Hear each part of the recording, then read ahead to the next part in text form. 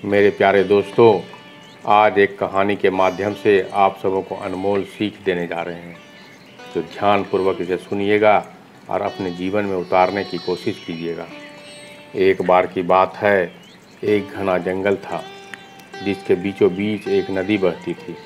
उस नदी के किनारे एक हंस भी रहता था।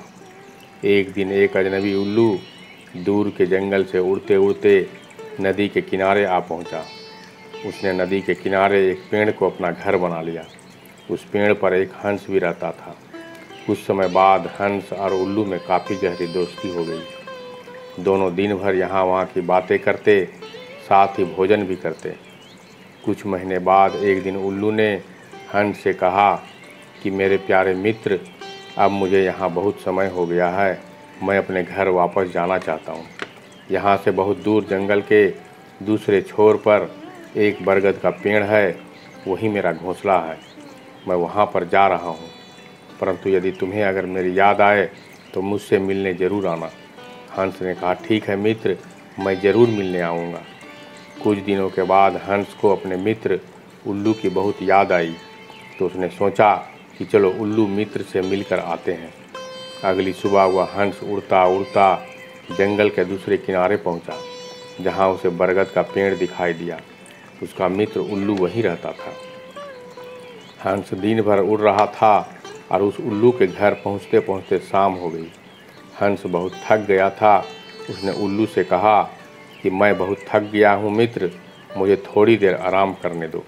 उल्लू ने कहा कि ठीक है मित्र, तुम मेरे घोंसले में लेट जाओ, मैं वहाँ पास के डाल में जाकर बैठ जाता हूँ।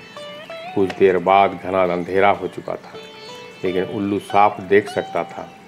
शायद तुम्हें पता होगा कि उल्लू को दिन में सही से दिखाई नहीं देता, वह निशाचर है।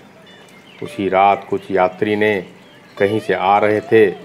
रात होते होते उसने पेड़ के नीचे जाकर बैठ गए। उन्होंने सोचा यहाँ रात भर आराम करेंगे और अगली सुबह फिर चल देंगे।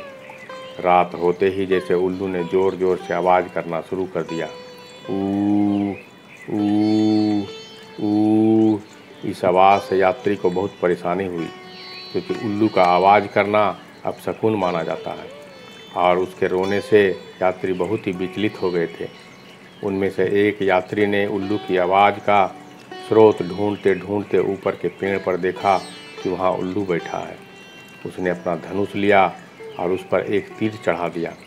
उल्लू को मारने के लिए उसने तीर चलाया, पर उल्लू ने देख लिया कि एक तीर उसकी तरफ आ रहा है।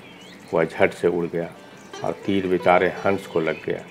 तीर लगते ही वह हंस भाई मरकर नीचे ज़मीन पर गिर गया। इसलिए कहते हैं कि दूसरों के चक्कर में कभी नहीं आना चाहिए।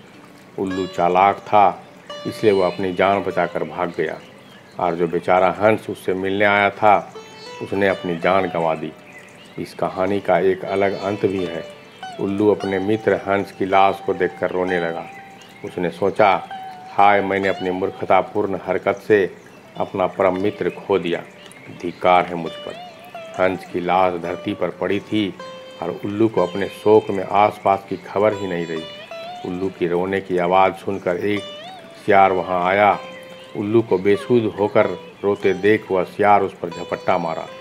उसने उल्लू को काम सारा तमाम कर दिया। क्या आपको इस कहानी पसंद आई है? तो फिर हमें अन्य श्रोताओं को ज़रूर बताइएगा।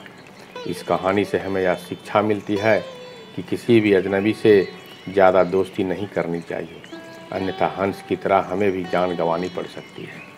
तो मिलते हैं अगले वीडियो में एक और ज्ञान भरी बात आए।